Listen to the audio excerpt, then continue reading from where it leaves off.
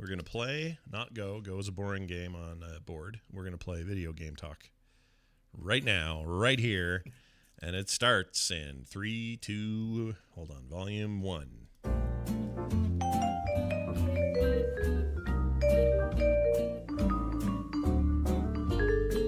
Hello, everybody. Welcome to Core. This is Core episode, I don't even know, 202. It's Wednesday, December 4th, 2019. We are nearly done with this year. This godforsaken year. Just kidding. It's actually not been that bad. I'm Scott Johnson. I'm here with Bo Schwartz and John Jagger to talk about the world of video games and issues surrounding it. And I think it'd be fun to talk immediately about my action RPG problem that I had all week. And it's come to a head, and I'll kind of explain what I mean by that in a second. But I'm glad that we've included this in our conversation today because it is a real head scratcher for me.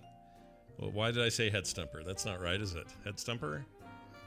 Head stumper's something you do. I don't know.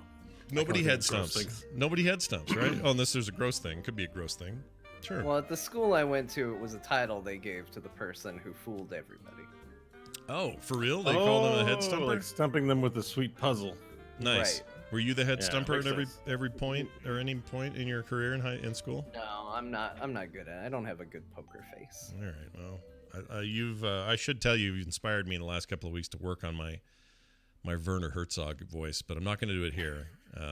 I heard some of it during your big stream that you did, the charity stream. Oh yeah, that was fun. A few people I see in the chat were there for that as well. Thank you guys for being there. It was really fun. We made like $3,000 for foster kids, which felt really good. Plus, we played a whole bunch of those games, and it reminded me how much fun it is to play those Jackbox games with friends online.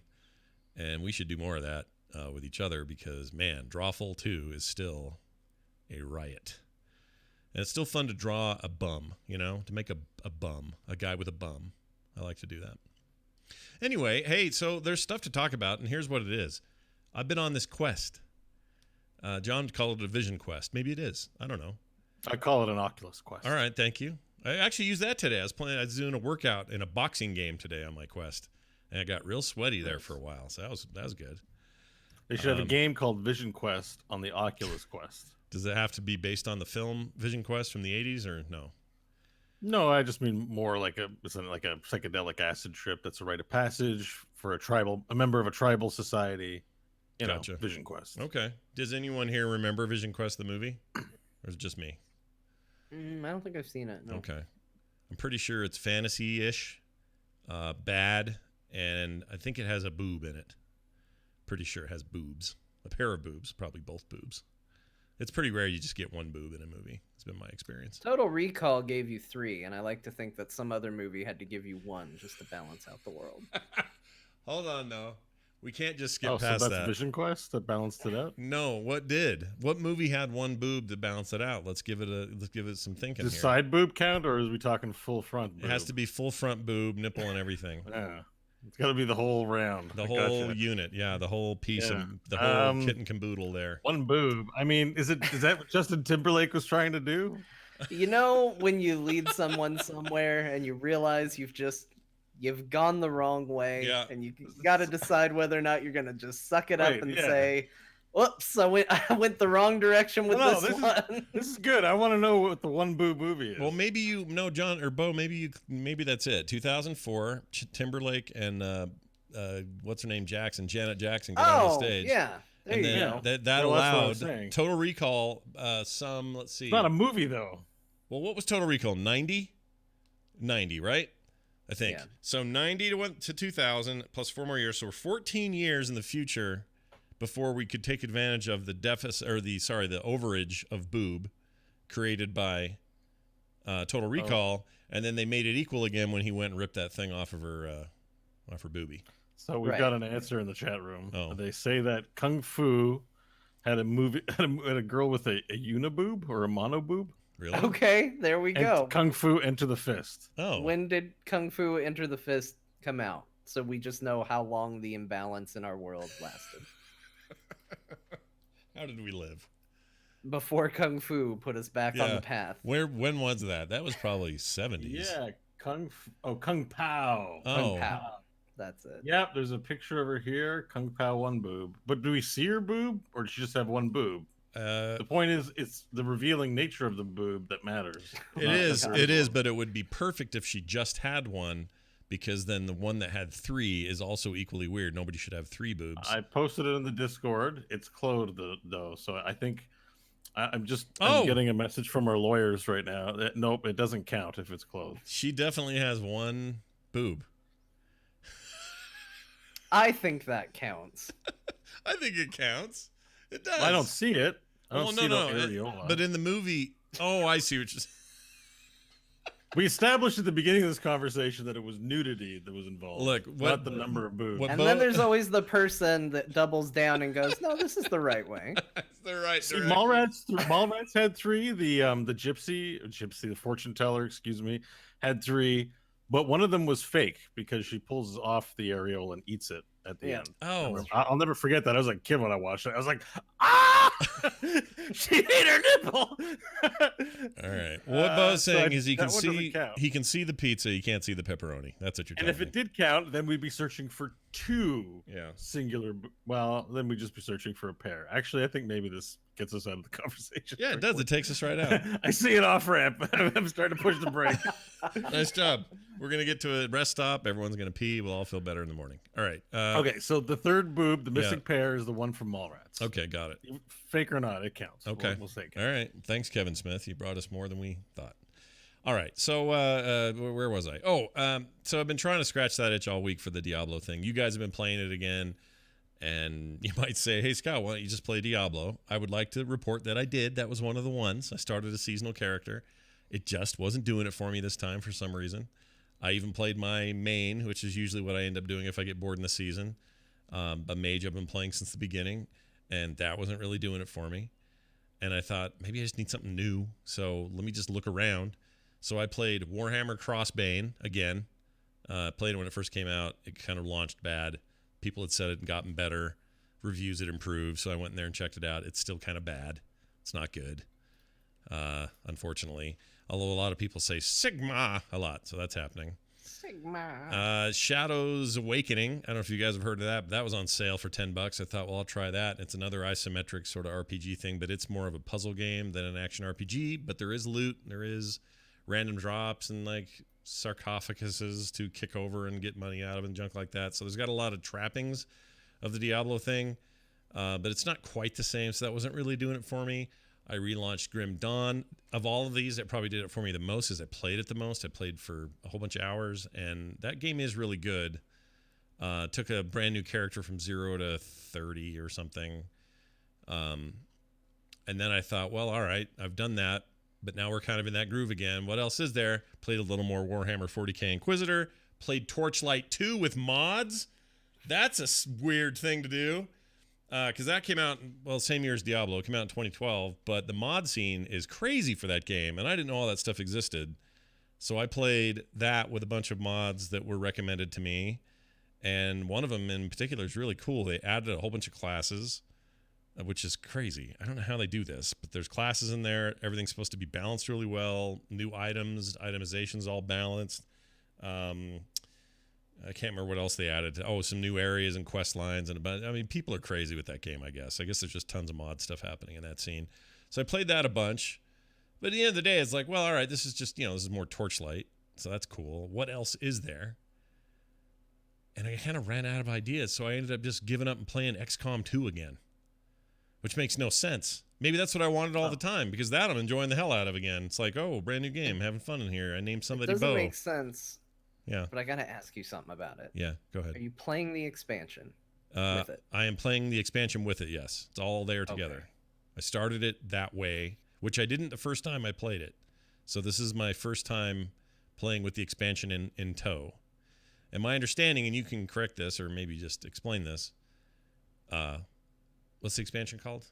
War of the Chosen? War of the Chosen, yeah. So War of the Chosen is there. What difference does it make for people? What does it do? All of that Star Trek stuff. Well, it's not Star Trek, but the existence of Worf and Deanna Troi being in there, the chosen enemies, which is like the nemesis system from Lord of the Rings to some degree, where there are these kind of super baddies that will occasionally show up on missions, and they have special traits. Like maybe they can move completely undetected unless in direct line of sight, or, you know, grenades won't hurt them, or, you know, they can have a whole bunch of rules, and every time you engage them, those rules can expand if they get away. So your goal is to kill them, but they're also extremely deadly, so you run the risk of losing your troops to them. And there's 4 of them that kind of haunt you throughout the campaign to some degree. Okay. I can't remember if the zombie-like enemies were in the original game. That's the problem, is I didn't like XCOM 2 that much when it first came out. And I didn't try it again until War of the Chosen, so it is a little hard for me to say what exactly was expansion versus original. But I know all the story trappings with the other races joining you and all of that, I think all that's new and expansion content, and definitely the Chosen showing up. Right. That's all new as well. Yeah, and it's very, I think, I'm early in this run through, but it's very good. And I guess I didn't even know it, but I needed some turn-based something in my life, and this turned out to be it. And I say all that, forgetting to mention all the other turn-based games that I reinstalled and played around with a little bit before I settled on this. So I kind of just had one of those weeks where I was trying to find both the itch and the scratch this week, if that makes any sense, from a gamer's perspective, and it was tricky to find. XCOM 2 is now scratching my itch vigorously, for now anyway. So we'll see how that goes. I should have mentioned I also played about 45 minutes of Path of Exile, but same thing, just sort of moved past it and ended up in XCOM 2. I will give you one tip if you end up struggling with XCOM 2, because I'll tell you the one thing that I did not like that they did with XCOM 2 going between the first one and the second one was almost every mission in XCOM 2 had some sort of time limit to it. And I'm not a big fan, not really time limit, but round limit. And I'm not a big fan of that. There is an option that still gives you a perfectly legit game, but it just, you can go into advanced settings for your campaign and you can say double timers. So for people like me that like to play a little more slow and methodical, which granted the game isn't necessarily designed around, but that's how I like to play. That was the difference between playing and not playing for me. Yeah, so I hate that setting. I turn that off whenever I can because I hate timers. Hate them, especially not just timers, but like turn limits. F off, F right off. Jump off the cliff you came up on. That's not the phrase, but anyway, that's what they should do because that sucks, and I don't like it. So well, the good news is you can turn. You may have to start a new game in order to do it, but you can set it to where basically if they give you 10 rounds to complete a mission, it would give you 20. Okay, well, that's a lot better than 10. I can tell you that. XCOM is really fun. It is, right? It's really good. Did either of you get a good attempt to? I don't know if this is expansion content or if this is maybe just a DLC, but you can play as robots. Oh. Mechs. Well, They're great. You can play as Star Wars guys too, but that's mods, I guess. It's got no. This is native to the game. Like you could build mech, like AI mechs, and they serve as cover for your flesh dudes. Really? So you send the mech up, and then you send your dude up, and you hide behind it. Like the end game of XCOM 1. If you think that's the end game of XCOM 2, it isn't. You get way cooler weapons and powers. And I had a psychic guy called Kael'thas. And he just like blew up. He's like just basically a mage. He's just like with psi powers. Wow. I think if you're enjoying it, you should keep playing it and get the War of the Chosen expansion. I mean, maybe wait for a sale because I think it's pricey, but it's way better than the first one. I have it on there and installed. I guess, but if people are out there listening, if Bo's right, you should get the expansion. Expansions often finish a game in a weird way. This expansion is literally playing the game over again, but with extra stuff, like Civ. It's basically a Civ expansion. So you're almost shortchanging yourself at this point if you want to play XCOM without it. Yeah. I don't even think they sell it without it now. I think you get it if you buy it. That could be. Not sure. They'd be crazy too, because honestly, that game with the expansion is night and day difference in my feelings towards the game. XCOM 2 collection, $128. Mind you, that also puts the reinforcement pack and Resistance Warrior pack in there, but oh wow, yeah, they're two. Oh, War the what? Tactical Legacy? No, yeah, it's a full box price for the expansion and for XCOM 2. Oh, is it? Okay. I thought they had, like, did a Game of the Year edition type thing where they had both in there, but not yet. Although there may be one. Okay, so XCOM 2 and XCOM, it's $95 Canadian for both. Still high price point for a game. Yeah. Gotta go on sale soon though. That's probably. I think it may have even been on sale during that fall thing. I'm not sure. But... like, I know when I got into it, the base game was on super sale, and then I paid full price for the expansion. And it was worth it. I have a lot of hours, and I don't regret that purchase at all. There's an entire... And I don't know if you've messed with the features, Scott, but one of my favorite things that they put in the expansion is you can create posters of your team after every single mission. Actually, you can create posters about every single event. So if somebody dies, there's a button that's like memorialize or something like that, and then you get this weird little like tool, like it's almost like photo mode to some degree in other games, to create a memorial poster for the character that died. And as you play the game going forward, you'll see the poster in the world, like hanging on walls like propaganda. Oh wow. So it might be if I put Bo in the game and his character died, I take a picture of my character Bo, and there he is in his short shorts that I gave him, and it's like, do it for him. And then that's now a poster that's all over. I've made posters of us. Have you not seen my posters? No. For all of us? No. Yeah, I did as well. They're great. I want to see them. Share them in Slack. Scott's. You're one of the characters for sure. Yeah, get me in there. Am I dead? I'm probably dead, right? No, you're not dead. Oh, okay. Okay, you're not in that picture. Hang on, I'm looking for one with you on it. I literally have 78 pictures. It's not a deep fake porn where it looks like me on the face of a porn actor. No, you're good. You're good. All right. Hang on. You know, that's the thing. That's the thing they do now. Find a good one of you. So apparently, that's the thing they do now, and it looks really realistic. Like they're like, I've not seen an example. So I can't really speak to this, but I've heard that you can find like, I heard Natalie Portman did some hardcore thing, and now there's a video of Natalie Portman's face looking as real as ever on some poor girl. I mean, if the Nicolas Cage videos are an indication, I mean, they're everywhere on YouTube. Here's true. A picture of you and Kobayashi. Oh, sweet. You're putting it in Slack? In Discord. I'm looking now in Discord. I want to see this. Oh, look at this. Yeah, look at that group. Yeah, Kobayashi and Johnson. And that's me, and that's you, Kobayashi, and that's actually Kristen's character. I made her Baldy. Oh, no, wait, that isn't. That's Lily Stormstead. Can I make...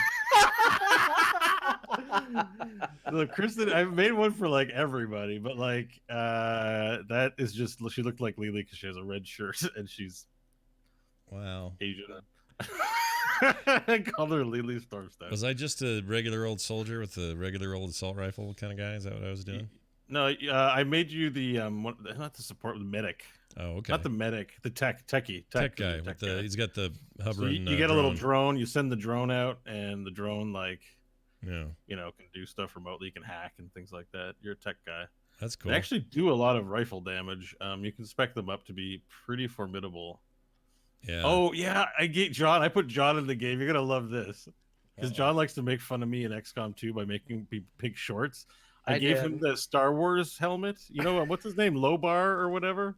Lobot. Yeah. Look at this. Here's a picture. Bald head and the Lobat.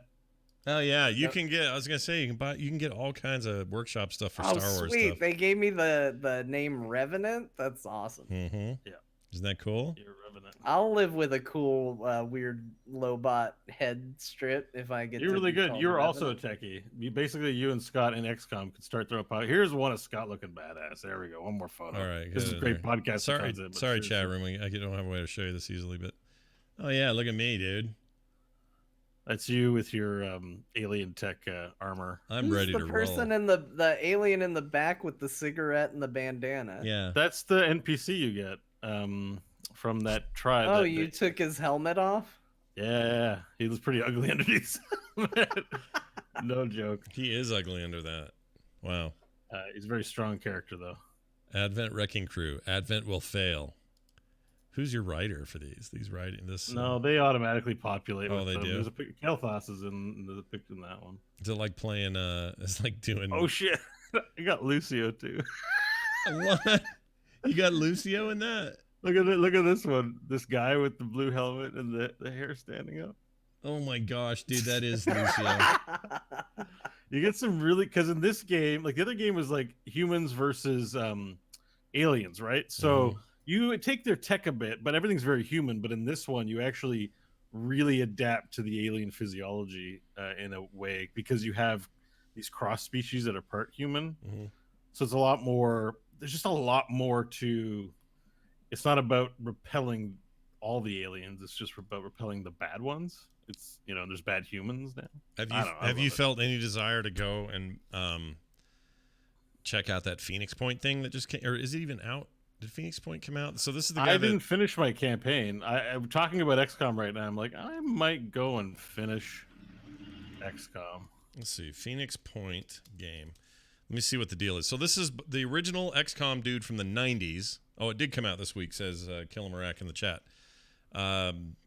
He's the guy behind the original XCOM series, not the more recent thing. He doesn't have any control over that IP, but he made this game, or they had been working on this game. They showed it when we covered E3 this year, called Phoenix Point, and it's supposed to be very much in the vein of XCOM with a whole bunch of other depth to it. And I was just curious how this is reviewing. So let me just see. Review. I wonder how this is, because this is brand new, I found a review on PC Gamer giving it a 77%. It seems just okay. The first one that popped up for me. Seems all right. Not great, but okay. It's 76 overall, looks like. PC Games in New Zealand gave it a 90. Trusted Reviews a 90. Gamer Sky 79. I don't know who that is. PC Gamer, like you said, 77. It sounds like it's a little buggy. Sounds like maybe some of the things people aren't liking could be patched out. Yeah, because it sounds like a lot of the issues seem to be technical issues, which honestly nowadays is kind of the best thing you can have, because with games getting long in support, like there's a good chance that stuff will go away. Sure. If the game's successful enough. It also has procedural generated replayability. Does XCOM 2 have? Does it do procedurally generated zones and stuff, or I don't know? I don't think so. I'm a big fan of that. I think there's elements of randomness, but I think like there is a listing of maps that it pulls from, and then I think there's randomized positions. Although I've had that backfire. I literally had one map where my spawn point, rather than all the soldiers being spread out, they were all on the same square, and every enemy on the map was standing right next to them. Interesting. And I just want to point out that I still had nobody die in that. Oh, game. You still triumphed in the face of all odds. That's fantastic. But I did save scum a bunch, but I managed it, and it was very difficult. Yeah, that sounds hard. Well, anyway, I played that a lot.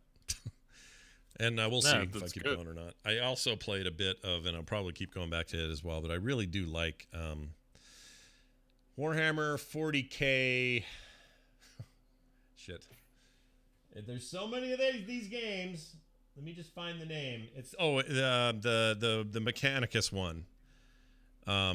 It's very good XCOM like turn-based thingamajig. It's very good. I've talked about this game before. Reviewed extremely well. I thought, finally one of these 40K games I can maybe trust when I just click buy. Where is it? It is Warhammer 40K Mechanicus. And if you haven't played that, it deals with like a lot of 40K games are like, hey, it's all about the Blood Angels or the freaking, big armored Space Marines. Like that's all they ever seem to focus on. Seems like Mechanicus is all about the tech priest dudes who are freaking weird, man. Like those guys floating around on their capes and their blankets or whatever, and their weird weapons, and they're all wired up, half cyborg. Some of them are so cyborged out they're barely human anymore. Some are more human than others. They all talk like robots. It's awesome. So if you ever see Mechanicus for sale, that's also a very good game. All right. Resident Evil 3 got leaked. Not the game, but its existence. Mm-hmm. The remake of 3, I should say. So John's probably all kinds of excited because he wants to get back into a game where a big giant guy chases you around all the time. So that'll be good. Mm-hmm. Yeah. And I want to see you play it as well. I don't think I want to. I think you should probably play this one, Scott. You think so? So a lot of people are making a big to-do about the way the Nemesis looks. They're complaining about the big teeth and the sideways nose. Honestly, I don't mind the big teeth, but the sideways nose is a little distracting. A little bit. You're not wrong. He didn't used to have a nose. Now he has one, and it's sideways. It's kind of smelling his cheek. Well, no one's going to be able to not see it now. They're all going to just see the nose now. I know, but I can't help it. Yeah, I understand. There's something I like about it. I kind of get what they're going for. Show the humanity connection to him, but I don't know. The new Nemesis design looks weird. He's got like a bunch of caution tape stuck on him too. Ooh. Caution tape like you'd put up in a road to say don't come here. I don't know. It's like somebody was hanging out next to where they kept him and they had a bunch of caution stickers and they just kind of got bored and started just going. Just sticking it on him? Just sticking it on there. Like he's with a bunch of girls at a sleepover and they're just sticking tape on each other. All right. Just a little bit of that. But I'm very excited about this. I have talked about as frequent as you would let me how great the Resident Evil 2 remake was. Mm-hmm. Is that a thing that happens at girls' sleepovers? They put stickers on stuff? I had 2 daughters. They had occasional sleepovers. Although here, I'm going to give some quick parenting advice. All right. This is everybody listening. If you're a parent or you're going to be one, don't have sleepovers. They're stupid. And the reason they're stupid isn't because, first of all, they're annoying and for all the basic reasons. But mainly, if you're going to host one and they just have to have one, fine. You get to be the parent who watches over everybody, make sure everything's okay. But let me tell you what sleepovers are. It's sending your kid off to some house you don't know about with people in it you don't know, only to find out like 10 years later, well, I was at one of those parties and Jenny said it would be funny if she peed on me. And then the dog came and humped my leg. And then before you knew it, we were putting popcorn in our vaginas. Or that's maybe a little extreme. I don't know if that actually happened to anybody. But my point is this Coen Brothers movie based on a true story? I'm just saying nothing good happens at sleepovers unless you can control it. So the very few that we had 1 or 2. Is this girl sleepovers? Because I had sleepovers at my house, and we just played Final Fantasy all night. That's because you were a good kid. I had sleepovers I went to when I was a boy, and let me tell you this. This is true, okay? And there's no extra story to this. This is just all it is. The first male penis that wasn't mine that I ever saw was at a sleepover because some kid named Brad had to show everybody his unit. Oh, well, that explains it. That's why I won't join the army. I get it. That's all I had to say. Jeez.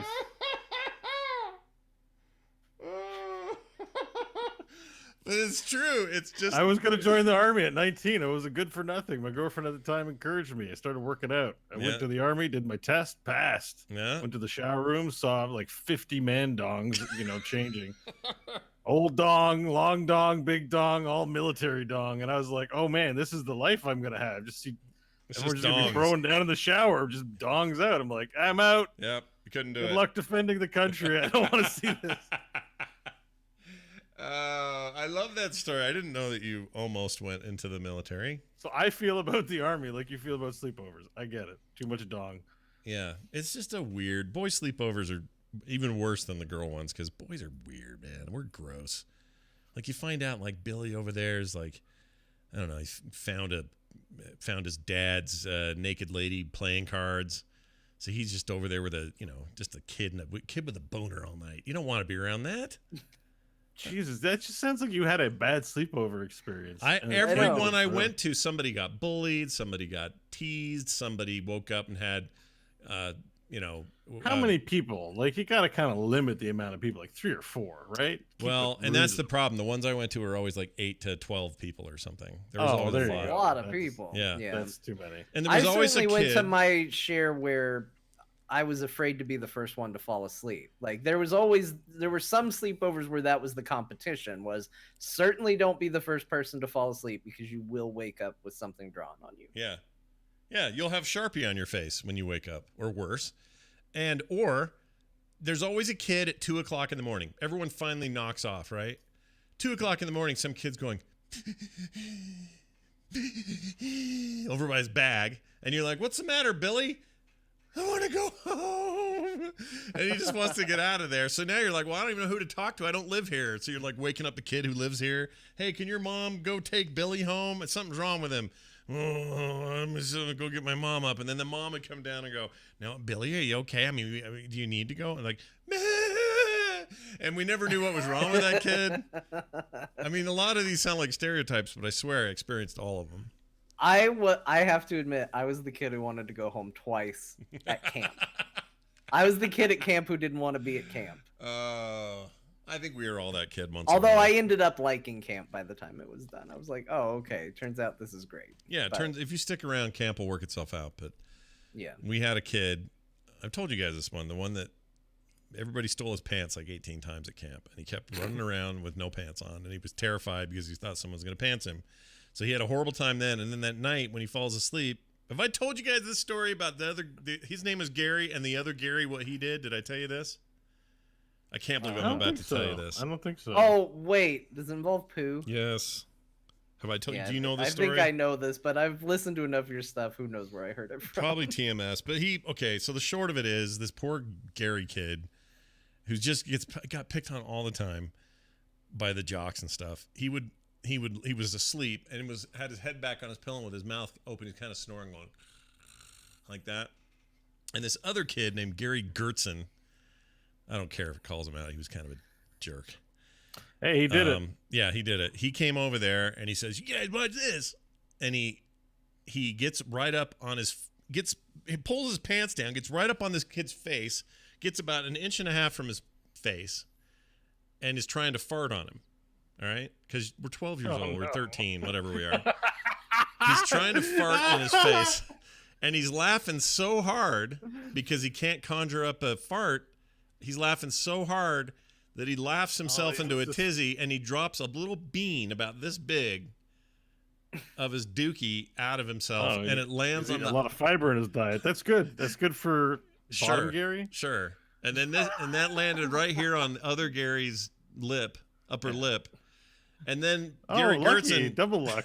Gary Gertzen rolled off the other direction, laughing, and all of us were laughing. I'll admit I was laughing. It was pretty funny. And then this kid still laying there going, and then he catches kind of a whiff of his new neighbor, and he just takes his right hand and goes like this, and rubs poo all over his face. It was he can be horrifying. Hardly be blamed for that one, but I find he's a pretty lucky guy. That Gary Gertzen could have not had a good fibrous diet, and that could have been watery. It could have gone worse. And the fact that it didn't land in his open mouth is kind of nothing short of a miracle. It really is. Yeah, we need to be thankful for the small things, I think, is what's happening there. That sounds like a luck story to me. I feel bad for Gary. Yeah. That's certainly rough. Yeah. The kid who kept getting his pants stolen, I will also admit, is funny. But I definitely feel bad for the kid. Yeah. I mean, at this age, we can't, I laugh, but I feel like a terrible human being because bullying and it's terrible. Well, yeah, I don't like but bullying. It's funny. Here's the thing. Here's the difference. If it was friends who did it, it's okay. The stealing of the pants. No, still bullying. You can bully your friends. You can bully your friends though. Yeah. Friends are allowed to be bullied. If they're really your friends, like we can, like to. Excuse me. It's just an abusive relationship. It's not bullying. As adults now, the three of us can rib each other, and it's no big deal. I don't think that's quite the same as pooping on my nose. Yeah, but Scott, am I still going to be doing core with you if I roll up to your house and say, "Hey, Kim, watch, I'm going to fart in Scott's sleeping mouth"? No, nobody should poo on another person's face. Kim would probably be like, "Go for it! It serves him right. Do it." Hey, Kim. There is a line. I'm going to poop in your husband's open mouth. Kim's like, "Oh, I'll get the camera. We'll put it on Instagram." Oh, that's funny. Yeah, there is a line, I guess. There's a limit. But that would be really out of character for you. But I'm just saying it's a funny story, but at the same time, there's a part of me that is unfortunately those kids not had a child anymore. Those kids had a rough time. They did. The one kid did. Well, it's the same kid. The kid with the pants and the kid with the poo. Same kid. It was the same person? Yeah, same Gary. Same kid. Nobody wants to be bottom Gary. Like that, if someone wrote in and said, Gary died, he killed himself, we're going to feel terrible. I actually got sent home from that camp a day early because I got in trouble. You're not supposed to have fireworks up there. It was the dry year, and you're up in the canyon with fireworks. Somebody gave me. You think that story's bad? Wait till you hear this one. Somebody gave me some fireworks. Friggin' Lord of the Flies camp did you go to, Scott? It was called Camp Steiner, and it's bad. But I had a firecracker and somebody's. You remember punks? They were called punks. It was basically just like a thing you would light fireworks with. It was like a long, slow-burning incense stick almost, kind of. I don't know if you guys remember those. Those were a thing. No, I don't remember. We called them punks. But anyway, I was holding one of those in my hand and a firecracker that wasn't, or the other way. I had the firecracker that was mine, and the punk was not mine. And they came to do an inspection. Some adults from the camp thing came to do an inspection right when I had these in my hand. They weren't even mine in combination. I wasn't supposed to have them. And if you were caught with them, it was immediate expulsion from camp. So I freaked. So I put it behind my back, and I held it really tight while they were like walking up and down looking at the camp. And all of a sudden I hear this little tss, and then I feel little sparks hitting my own hand. Oh, no. And it dawns on me, oh my gosh, I've lit the firework. I've lit this freaking firecracker. This is not even legal in the state. I got it from like Wendover or whoever bought it from Wendover. So I took it and I just went, huh, and threw it to the side under. See, you made a problem worse as you do when you're. And I threw it under. Not mine. I threw them under a bunk, somebody's bunk, because they were like open. The cabins were covered for rain, but they were open. Like a whole shelled side of it was missing. Wood cabins. Yeah, they were wood. And so I tossed it under there. How big was the blaze? Well, here's what happened. So it didn't catch any on fire, but we're standing there and the guy's going, well, it looks like you boys are doing okay over here. And whatever he's talking, all of a sudden you hear, bang! Just the loudest bang. And everyone freaks out. They look over there, and I'd blown a hole in somebody's underwear. I don't know whose underwear was under there, but probably Gary's again. Probably Gary getting screwed again. Poor Gary. Yeah. And so I tried to explain, because they were going to send me home. I said, you guys, I promise you, this was an accident. Here's how it went down. I didn't do it on purpose. I wouldn't have had those things in my hand.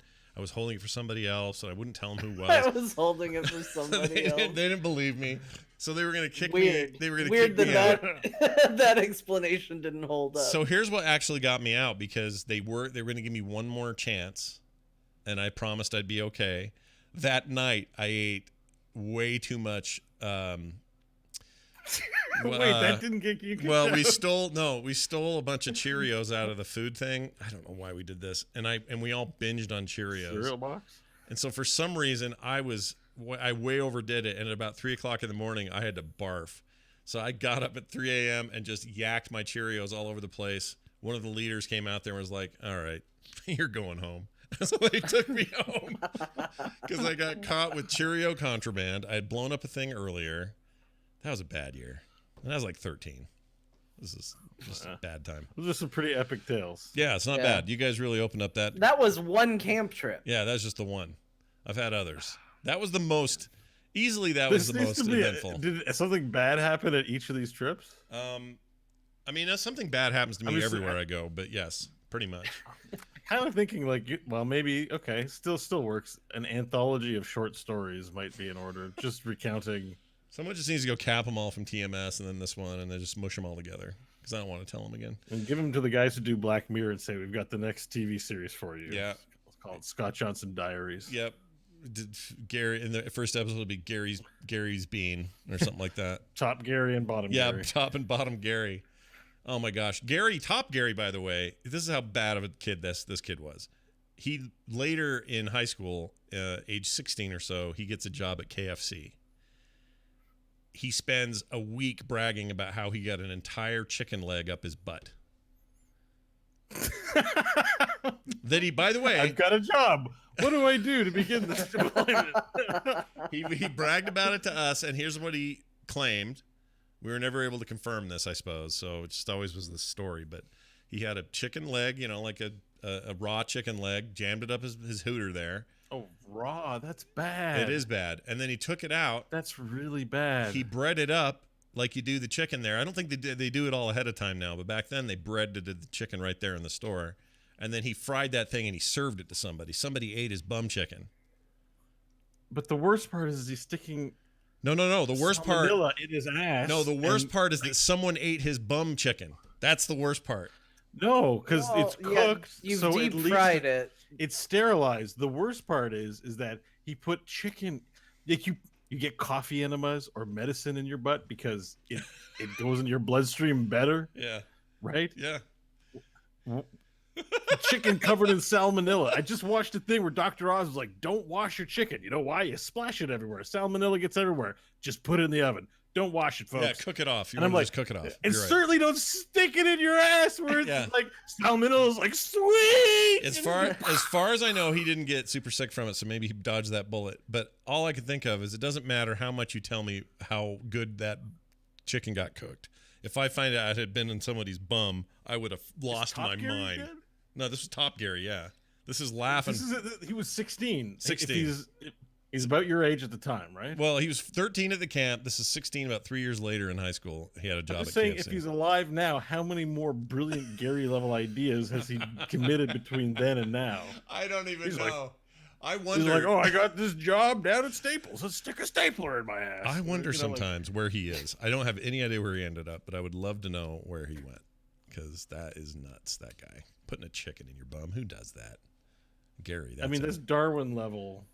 Is Darwin level. That would go in the Darwin Awards. Yes. Yeah, totally. They stuck a chicken leg up got butt salmonella. Yeah, like sorry, one more. Guy in high school, his name was Pat Nagel. Like the artist, Patrick Nagel, that did the cool 80s art for Playboy. His name was Patrick Nagel. It wasn't actual Patrick Nagel. And not the Blizzard guy. No. Yeah, not the fishing enthusiast from World of Warcraft. No, not that Nat Pagel. Yes, not him. But that's funny. He has all those guys have the same name. Anyway, maybe it is. I don't even know. Maybe it is him at Blizzard. Never even thought of that. No. I don't think so. Oh man, now you got to be careful what you're gonna say. Well, anyway, this is still something he did, so I don't care. But we were in art class, and he thought it'd be funny. He wanted to be like the movies. That's how he said it. I'm going to be like the movies. That's what he said. And he dipped his arm in a big jar of rubber cement, and covered his hand in it so it looked like a big wet rubber cement glove on his hand, kind of.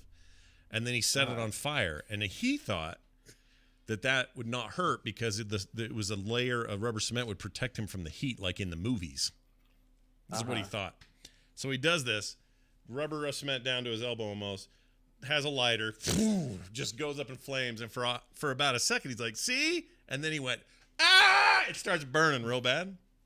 He starts flinging his arm around like this, and it's just woof, woof, with flame, and little balls of flaming rubber cement are flying all over the class, just everywhere, hitting the board, landing on the desk, hit the teacher's clothes. God. I know, it was so bad.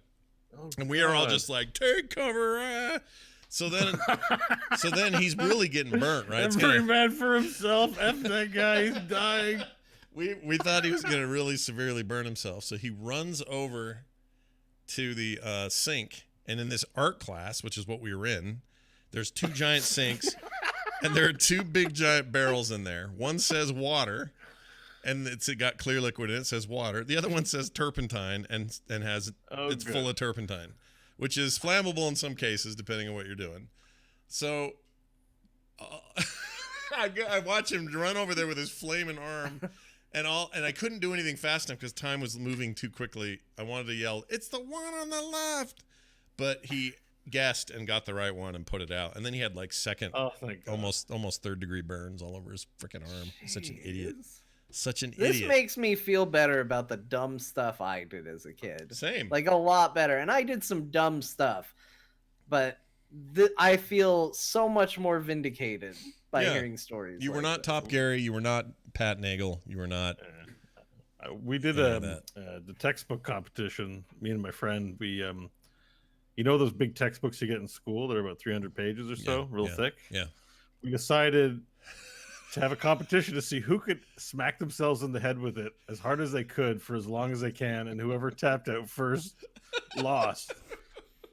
And we got to like 120 something. It was like, Baff, baff, baff. And then meanwhile, in my 40s, everyone's like, man, you got to watch out for head trauma. That's yeah, no kidding. So bad. I'm like, we're smashing our head repeatedly. That's crazy. But I wonder, okay, so I just asked. I won, by the way. Let me ask some of the ladies in the audience. Did you guys do that when you were growing up? I would say no. This is a boy thing. Any of those things? Yeah, all this stuff is boy stuff, isn't it? Girls it's don't boy do this. stuff because it's the same thing. You just get a stupid idea and it seems like genius. Makes you laugh. Must be smart. Let's do it. I think girls, you know, they get backbitey and they get catty and all the stuff they do, but they don't. Right. So bring it back around. So they stick stickers on each other like Nemesis and Resident Evil 3. Is that where this went? That's where it started. That's the starting point. When I was asking you, I'm like, what do they do at girl parties? That they stick pieces of caution tape on each other. I forgot why we even got here. That's really funny. I know, but I brought it back. No, because I made that up. When you said that, I think I just used it it just fell out of my mouth. It wasn't anything based on true. I mean, these were great stories. I have no regrets. Right. Yeah. But the lesson is... So they don't. Yeah. They don't.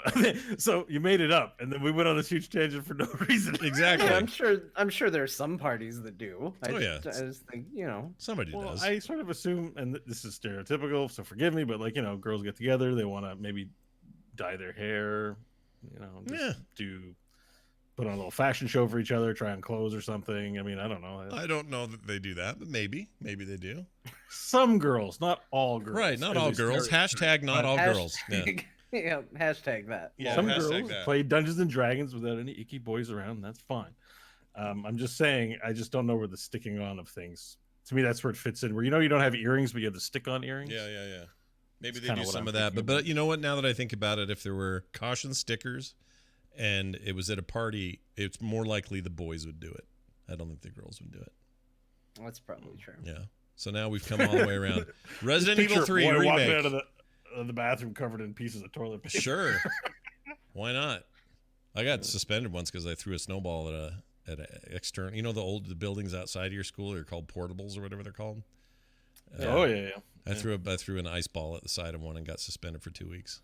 Because there was wow, that's incredibly harsh. There was a moratorium on no snowballs because it was icy and kids were getting cut. Like if they got hit, the ice was cutting like their skin. And so if you were caught, they made it pretty clear. They said on the opening thing, they said, look, if anyone's caught throwing a snowball, even if it's not at another kid, you're having a mandatory 2-week suspension. And you'll have to tag along with 2 weeks? Because some kid lost his eye or something weird. It was some hardcore thing like that. Oh my God, I wouldn't be able to throw a snowball fast enough. I guaranteed 2-week vacation from school. Well, that's the problem. I didn't get that. I got suspended, but I didn't get to go home. I had to go not pal around, but hang around like a freaking Robin to his Batman, the freaking vice principal, for 2 weeks. Doing all little jobs for him. He's like, all right, let's see how this class has got dirty chalkboards. Go in there and clean that. So it was that kind of thing. I, as a joke, decided to try and pick the lock to my 5th grade classroom with a ruler and broke the ruler piece off in the lock. Forced the entire class to have to climb in through the window to get into class that day. John, and they didn't suspend me. I just spent an hour or two in the principal's office and then went back. And they're like, "Don't get mad at him. He's slow." Like they thought the ruler was a key. He didn't know any better. He thought he was a secret agent. What are you gonna do? Was it one of those wooden rulers that had the tiny strip of metal in the end that you could pull out? You know what I'm talking about? No, it was a plastic ruler that was broken like in the middle, so it had a big sharp piece, like it looked like a shank. And we were sitting outside of the class waiting for the teacher to show up. Here's the part I feel bad about, because I'm sure the teacher got in trouble, because I'm sure it was like, well, why did you have kids waiting outside your room while it was locked? Yeah. Because he was late getting to class. Yeah. And so I was like, I don't know, I'm gonna try and pick the lock. So I stuck the piece of ruler in there, twisted, because that's how locks work. Sure. And just snap. They had to call a locksmith. Yeah. Who took apparently I was in the principal's office for this, but they took a suction thing and had to pull it out with like a vacuum of some kind, and all the kids had to go outside and climb in through the window to attend class that day. You probably thought this will just be like those RPGs where you twist a couple of little lock picks in the door until it clicks, and then you're good. Yeah. I thought I was going to be praised for my ingenuity. I thought he was going to show up. I was going to pick the lock. Yeah. And he'd be like, "How did you kids get in here?" And I go, "I took care of it." That's amazing. Well, I'm glad you didn't get 2-week suspension for that. No, just a little time in the principal's office. Well, here's what we know. Resident Evil 3 remake coming. Okay. This Diablo 4 thing I want to talk about real quick. We've had our fill of action RPGs, but we have some news, some breaking news in the world of Diablo 4, a game that is not even out yet, that it will lose ancient legendaries and make items more complex. Ooh, intriguing headline. Let's read more. It says here on Polygon, like its last post on elective mode, the Diablo 4 team has revealed potential changes in the way the series handles items. According to a new blog post from lead systems designer David Kim, touches on team affixes, or item affixes rather, stats, and the removal of the super powerful ancient legendaries. Blizzard will also add new affixes to items in Diablo 4. These affixes upgrade skills you already have or increase your damage resistance to a particular element. However, you'll need to hit a certain threshold of new stats to achieve these affixes: ancestral, angelic, and demonic power. Overall, though, how do you feel about that system changing? Because I think ancient legendaries that was a successful addition to the game, right? Sort of. It's kind of end game stuff. I get the impression they're trying to make the journey from start of game to end game a little more meaty and meaningful with an open world. Right. So I don't know. That's the thing. I think some of the feedback is also that ancient legendaries means that the ancient is either complete bust or automatically better. So it's very binary in terms of, yes, I want this. No, I don't want this. And I have crappy luck because I rolled something I don't want, which is what you get with primal ancients right now. Mm-hmm. What it looked like they were showing is that there would be consumables where you could put legendary level affixes on any item you wanted. And that, you'd be more likely rather than vacuum everything up and then just salvage it all or vendor it, to actually mix and match pieces of gear, because the distribution range of possibilities is so much wider. So I really hope I hope that you're 100% correct on that, because that's what I would prefer. If there's anything that's what I got from the article, yeah. Because if there's a thing I don't like about the game post level 70, for the most part, is that all of those blues, those whites, and those yellows you pick up it's just trash. Like, it's never anything but trash. And sure, you can do mats. It's mats, exactly. And that's a fine way to earn mats, I suppose. But and I like that they made it easier to, burn that stuff and store it. Like, all those things got better over time. But I would much prefer playing the game well past max level, going, ooh, this sword dropped. Now this helm means something extra to me, even though it's a little, you know what I mean? Like, make that stuff meaningful past end game would be really great. I mean, it sounds like there's a number of vectors on which power can also be leveraged in this way. Mm-hmm. I mean, in Diablo, it looks like there's a lot, but it's very linear. It's your prime stat, right? Damage reduction. Like, there really isn't much. But like the way that they're going to do the tiering leveling of skills, the possible runing of them. Well, there are runes in it, so the runes that modify them. But the tiers of the skills will be upgradable. What type of power you focus on. There'll be a talent system, which no doubt will be enhanced by gear, and then the gear itself having stats, which will be important, and then the consumable and also findable passive powers that sort of we see on legendaries today, being a little bit more modular, in the sense that, like, in Diablo right now, if you want a specific legendary on the bracer that for the ability, the orange text, you'll never find it on a shoulder or a helm and configure things the way you want. You'll always find it for that one spot. So I think, so far everything sounds very favorable. Like, they want to make an item system that has basically emergent gameplay rather than prescriptive gameplay. Like, if you go to Diablo 3 right now, they know what all the sets are, they balance everything. But I think if you have to make like emergent gameplay, you have to put a range of what's out there, and you have to be willing to say there's possibly combinations of gear that could be obtained that are absolutely broken. But it's not our job as game balancers making a Diablo game to prevent that from. I mean, you try to prevent egregious things from happening, but players, part of the enjoyment of a game and its community is people finding those exploits, right? And people finding those things. It's the thing I've always said about the homogenization of WoW. It's like people breaking that game in many different ways, not playing it properly, including ninja looting, including the bad stuff and the egregious stuff, is what the legends of the game, in some respects, are made of. So if you whitewash it without any rough spots, you take away the appeal of a game. So the itemization system sounds like it's heading in a direction where there will be a lot of, I guess it's called emergent gameplay. Like, just they don't know what you're going to do with it. We're just going to put a bunch of pieces in there that you like and that is that resonates with the player base in terms of have like they're going to put defense on armor and attack on weapons, and they're not going to put attack on armor because that doesn't make sense. Right. But they're going to change. So they're going to do a lot of things that appeal to the player base this way. I think that sounds really good. It's the reason why a few weeks back after BlizzCon, I said I was nervous about them focusing on PvP because my fear would be that the fact that they have a PvP mode is going to make them feel the need to have to try to find that balance and not let it get broken. My hope is that they do what Bo said and let it go crazy, because to me that's the most rewarding thing. Like, Diablo 3 feels very limited right now. It feels like they kind of stumbled upon elements of this system, and as a result, like, kind of leveling up doesn't matter except to teach you what your skills are. Right. And then once you hit max level, it's about getting that set that when you get the right items breaks the game in the way that you want the game to be broken in. Yeah. And it feels really good to break the game in that way, to suddenly have all these rules that were on you be blown wide open, and it's, oh, I can do this all the time now, and this is super overpowered.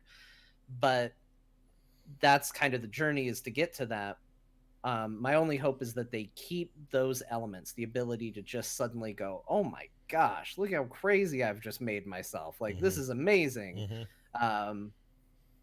Without having to have PvP step in and go, well, hold on, I see you're having fun, but well, keep in mind that when that model does happen and someone has a busted set, that goes up on a YouTube video, and then it becomes everyone's trying to get that set. Right. Yeah. And so that's what they're chasing. I think when they're even balancing just for PvE is like everyone's got, like, right now this season Diablo 3 you should be playing Barbarian.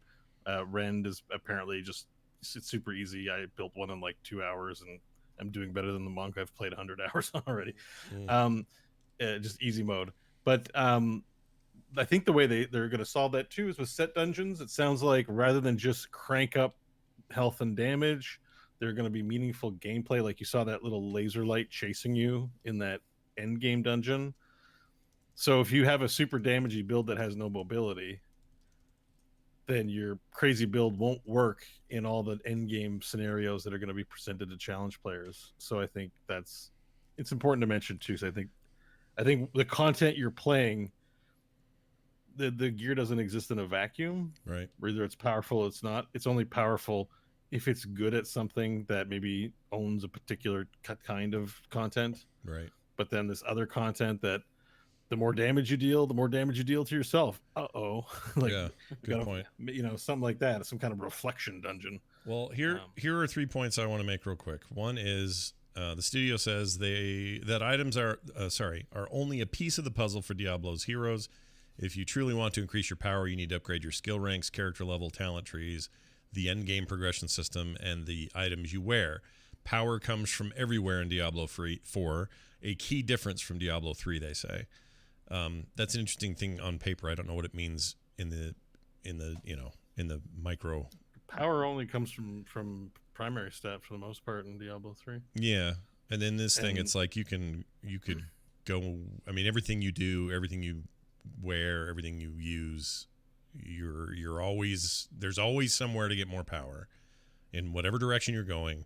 And even though that's vague, I think that kind of makes me excited. The other thing I wanted to say, the chat room was talking about, somebody's a little bit worried that the focus on PvP as a new element in the game could take away from the PvE side, because they'll always be spending time trying to balance that out. I would just say this. They had originally intended for this to be a thing in Diablo 3, if you would all remember. The original announcement included a PvE element to the game where you could fight each other. And they never did it. It never happened.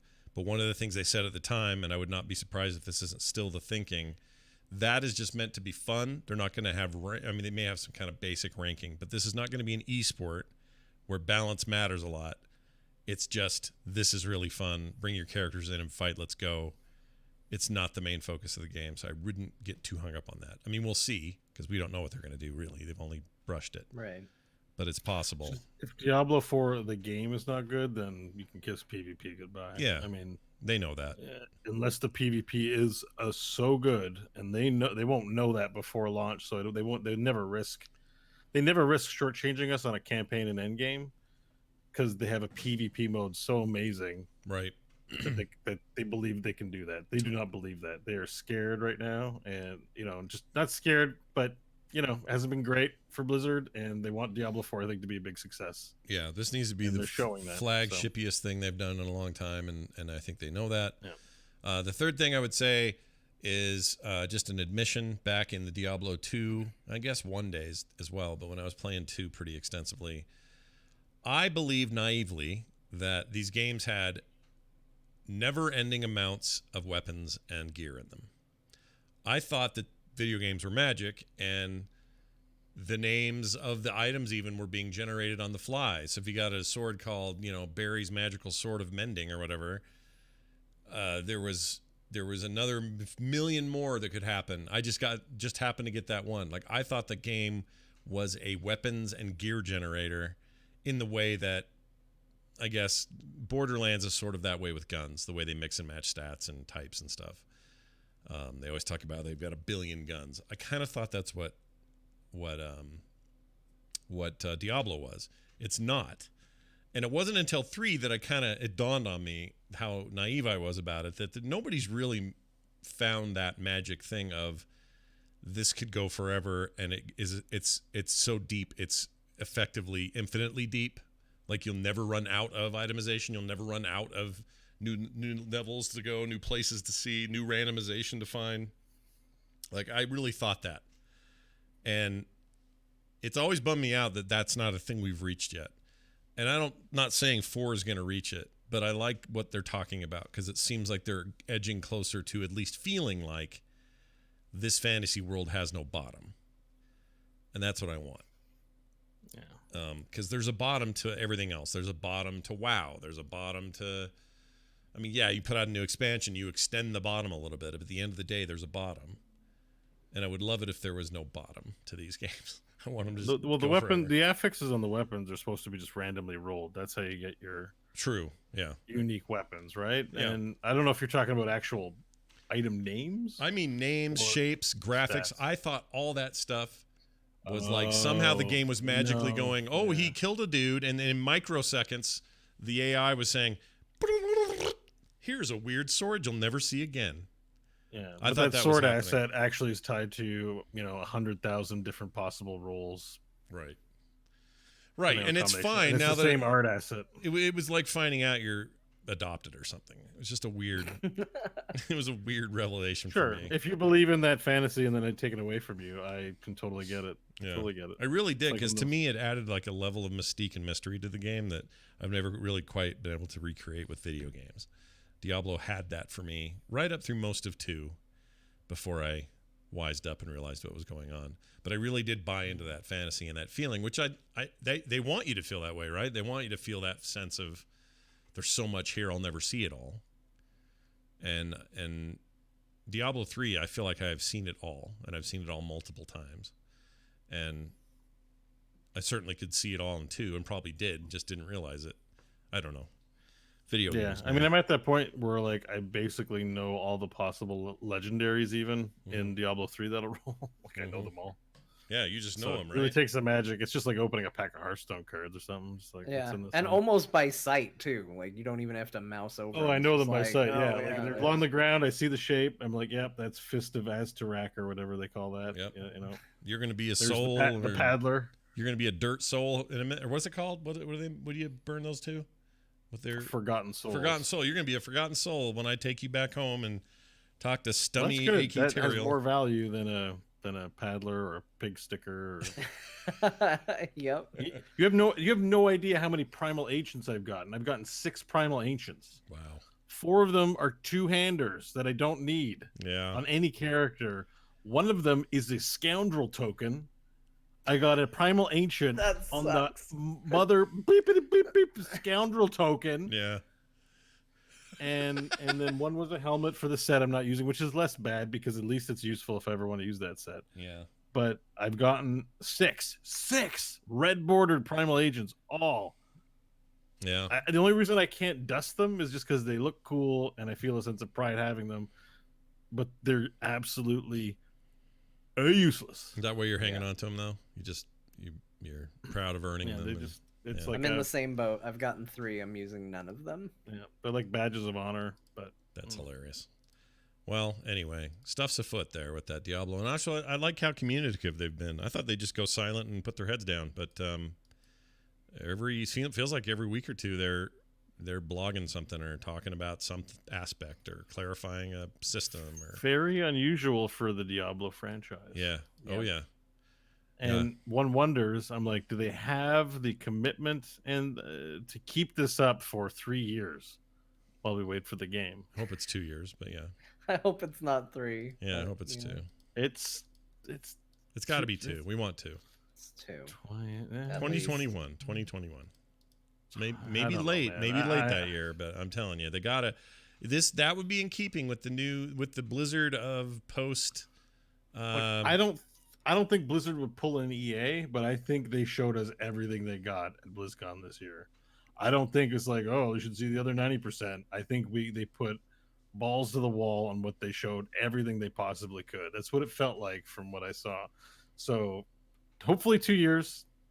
I'm bracing myself for 3. You better enjoy playing Diablo 3 or Torchlight 2, Scott, because I just don't think you're getting a Diablo 4 experience anytime soon. Probably not. Torchlight 3 though, still a fun game, by the way. Torchlight's we'll be finished with Shadowlands by the time Diablo 4 comes Actually, out. sometime in the next 2-3 weeks, we're supposed to get Torchlight Frontiers, which is like their follow-up. Dark Side Genesis comes out tomorrow. It's got Liam O'Brien in it. The reviews are bad. Are you worried? Because I saw a review today. Yeah, they were kind of middling. But is it what I'm reading is it's less Diablo and more a top-down version of what that game always has been, and that concerns me. I saw the same thing. I don't know that that's bad. It's definitely not a Diablo replacement, but for like a short-term experience, it might be okay. Okay. I don't know. Are we getting it for free somehow? It's I thought it was on Game Thing. No? I don't know, but that's how I would play it. It's on Game Thing. I'm not going to pay for it. Oh, speaking of which, I'm so mad at Game Pass. Actually, you're going to talk about Halo, right? Or who played Halo? Oh, you did. You played Reach. I did. We'll talk about that in a minute because I have a major bone to pick with Game Pass about Halo in particular coming up, and it's probably not what you think. So, a master. I have a guess. Master bone I have to pick. Oh, you have a guess, do you? Or you're gonna guess? You're saying. Okay. Let me guess when we get to it. All right, we'll get there. All right. Well, that's basically that. Hey, we're gonna do something different today. A brand new segment. Check it out.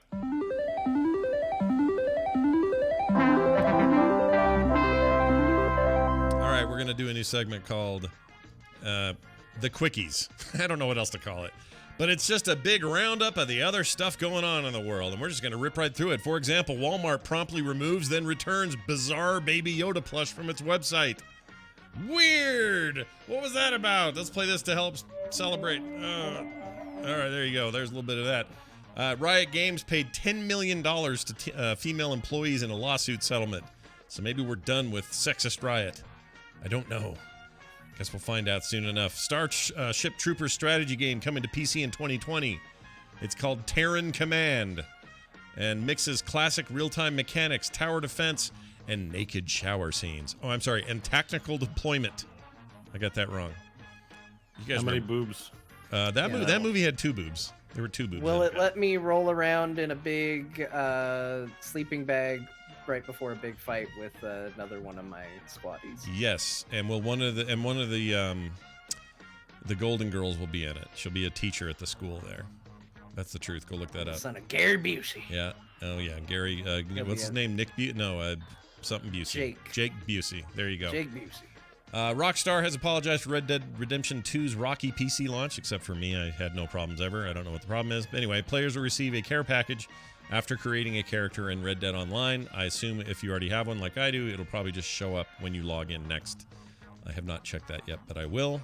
Also, that game hits Steam on the 5th. That's what? Tomorrow. So tomorrow, Steam lovers who just could not do it any other way, but would really like to get Red Dead 2, tomorrow's your chance. YouTube is changing how it moderates violent video game content. If showcasing gore isn't the main reason for the video, violent video game content will no longer get restricted. So unless John's got a new series that says, dude, check out the blood, but it just happens to be a bloody game that they would normally maybe censor, you're not going to get censored anymore. Welcome to the new reality. No, welcome to the new. What's the phrase? Welcome to the new. Shit. Era. Age. No. Welcome to the new. Welcome to the millennium. new you. Welcome to the new something.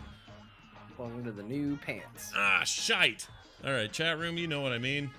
The new normal. That's what it was. The new normal. Oh man. Finally, playable Link. You know, the character from the Legend of Zelda series, coming to Super Mario Maker 2 in an update. New enemies and a speedrun mode are being added as well. So for those who think that those games should be supported past their release, good news. Super Mario Maker 2 is getting an update. And those are this week's Quickies.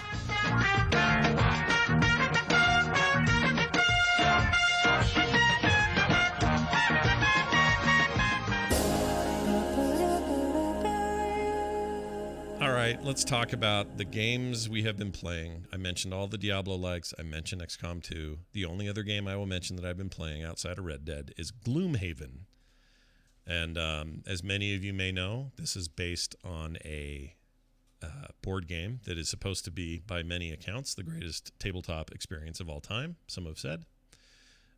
Highly reviewed, expensive, but awesome. Everyone loves it. Well, they have a PC game. It is in current early access, constantly being updated, which is a good sign. You always like to see active developers.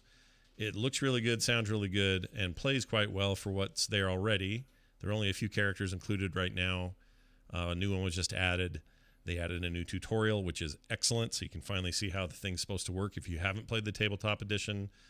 It is apparently very true to the tabletop edition, and I'm convinced after playing through that thing, through the tutorial and an adventure on my own, there's no way we're not, the three of us plus Kristen and Kyle, there's no way we're not playing this when this comes out. I guarantee we're going to play this game.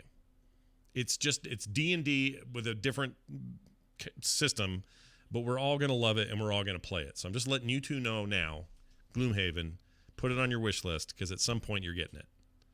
Okay. All right? Well, there we go. It's on my wish list. It's going to happen. I'm not opposed. It's very good. My introduction to D&D was, light was that Hero Quest game, which was what made me go, oh, maybe D&D is an okay thing, even though the two aren't really related. But right, you knew you were in the right ballpark. There are some through lines there. Yeah. Exactly. I just think, I don't know, there's something about the systems that are really cool. The way the card systems work, the way you burn stuff, how rests work. The graphics are really cool. It's a turn-based game, but the characters are super rich. Like, it's just cool, and it's already got a overwhelmingly positive, and so a game in early access like that getting those kind of ratings is kind of unusual. So anyway, Gloomhaven, catch it. The board game's very popular. Yeah, people like it. We're thinking of picking that up once we finish with Pandemic Legacy. Yeah, the board game. It's pretty rad, and it's on sale right now, or maybe that's over, but it was down from 100 something to like $75 last week. It's an expensive, very large, heavy board game, but everyone I talk to say it's their favorite they've ever played. You play it over a season, just like it's not the same board game every time you play. Open boxes. There's a lot of meat in those things. Yeah, it's very meaty, you might say. Then more Red Dead because that game's great and I'm loving it. John, tell me about. Let's talk about Halo Reach first. Okay. Because. So I'm gonna guess why you're guess the thing. What do you think? Because it slowed the entire internet down. Oh, okay. Well, that was part of it for sure. That's my guess, because I was like trying to use it. I think it was yesterday to launch. I was trying to use the internet on my devices and it was slow. I was like, it must be because of Halo. Well, okay. So my first problem was it took eons to download. I eventually had to restart everything and start the download again. It finally came down, and I understand that. Day one, lots of demand. First time on the PC we're getting this. It wasn't really clear that Reach was the only thing playable at this point. I think everyone thought the whole collection was going to be ready, but whatever. I was really... Wait, are you talking about on Steam? No, on Game Pass. Game Pass. It's just Reach right now? Yeah, the Steam one is too, right? Nobody's got the full... Well, I knew that was the case with Steam. I didn't know if that was the same with Game Pass. Yeah, it is. And the only place where it's everything is where it's always been everything, because they already had it, which is Xbox One. It's weird to me that Reach is ready, given that had to be converted from a PowerPC code base to x86, whereas the entire Halo collection was already converted to an x86 format. I don't know if I believe this. I'm going to test it. You should test it live. You should test it. But everything's grayed out except for Reach, which is just weird. Okay. Well, if you used it and you checked it, it's just, yeah, I'm in the same boat. I was like, well, I downloaded a whole Master Chief collection thing, and why did I have to download this whole Master Chief collection if it was just Reach? Right. And they just haven't communicated that, which I don't know why. All of it's supposed to be there and coming, and it will be. Just the fact that it's... Oh, that's right. They said they were doing a staggered release with that. I do remember that. Yeah, it is all great. But wouldn't you start with like 1 and then 2 and then Halo I'll tell 3, you why you wouldn't. Why? Here's why. Because Reach is the best game. It is. I agree. I love Reach. Reach is great. Reach is the one that matters. It's also the new one, so it's the one that people are going to be hyped about. Yeah. And in continuity, it's the earliest story. Oh. The events of Reach lead into Halo 1. Isn't Captain Malcolm Reynolds in Reach? What's his name? Nathan Fillion. Yeah, Nathan Fillion. He's in like all those games. He just becomes a full-on character later in the series. Yeah. Then he morphs into that robot guy from Destiny. Anyway. So Bo, you're not wrong about part of this.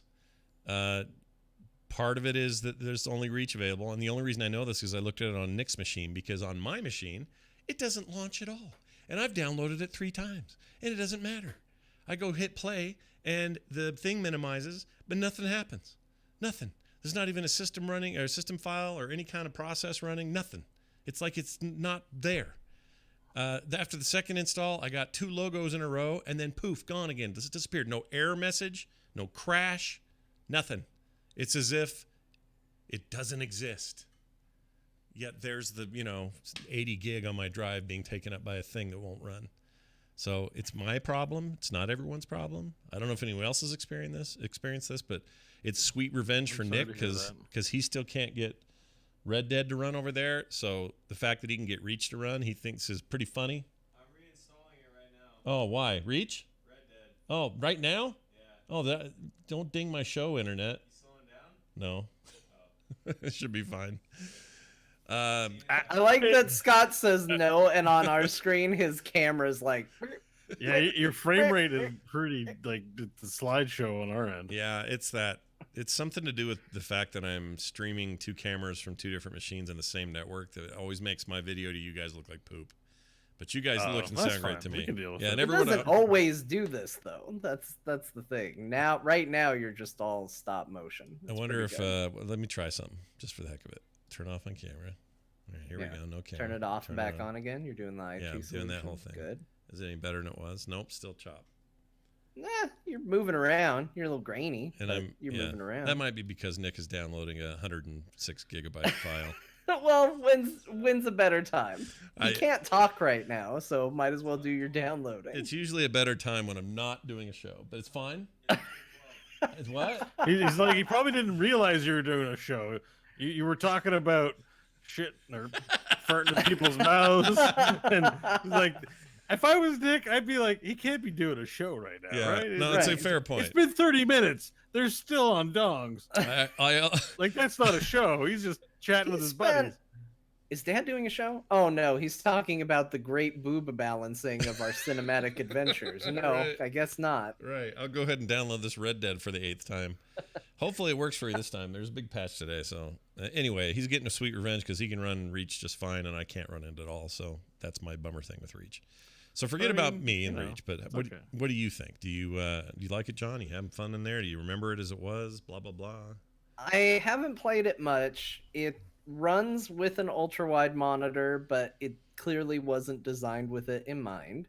Because right now the HUD is very conveniently located at the edges of a perfect square right in the middle of my screen at the moment when I play it. It's a little, I don't know if it's showing its age. It looks like a 360 game, right? Like it's not that it does look a little rough, but I'm thinking that maybe I was a little more forgiving of how the shooter played when it was on a console versus how it plays on my PC. Because as I was running around shooting stuff, I was like, I'm definitely better playing this way. Killing things. I put it on I didn't play Legendary, but whatever the next step difficulty down was, and I was taking no damage and I was killing things very quickly and easily. So that part was fun. But there's definitely an element that as I played it, I was like, maybe I should buy Modern Warfare. Like maybe I am in the mood for a good modern PC shooter. Yeah. I mean, I understand that. I looked at it while Nick was playing it, and it looks like a 360 game. That's fine. But also it's floaty. You jump and you just float a lot because that's what you do in Halo. I don't know. Oh, that's a good point. Yeah. Crimson Neon in the chat said this, and I did turn it on. By default, it has original graphics turned on. Right. I had to turn on enhanced graphics. I don't know if that does anything to Reach. I know that does something in the other games in the Master Chief Collection. Yeah, it's hard to tell the difference because you're not. But I don't know if they did anything for Reach. Yeah, it doesn't look like they added much if they did at all because I saw both versions and it kind of looked the same to me. But the truth is, it's a really good-looking 360 game. It's just we're in a new place now and it feels pretty dated. A lot of flat, walls, surfaces, floors, things that I didn't think I would notice. Because I don't feel like Reach has been that. It doesn't feel like it's that old, even though it is. It's like 10 years old, I guess. Right. I would say if I was gonna just kind of put a stamp on it, I'd say I had a really good time. I'm a huge fan of Halo Reach, but I was incredibly aware that I was playing an older console game. Nice. It's a hangover game. Yeah, it is a hangover game. Halo's always been the game where it's like, I can't get off the couch to make it to somewhere else. I'll just play this. And it's like, this is a good experience. Yeah. Yeah, my head hurts. The original Halo, speaking of a topic we talked about a while ago with sleepovers, was one of the games where me and a buddy got it. We started playing it on a Friday night. And we got super into the game doing co-op. And I said, call your mom. See if you can stay the night. We got to play this all night.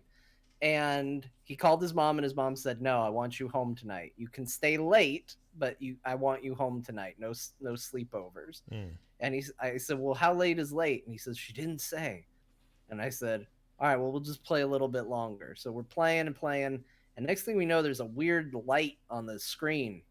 And it turns out it was the sun coming up in the morning the following day. Whoa. So we race out. I get him in the truck. I drive him back over to his house because I think we were 16 when that game came out. And drive him home.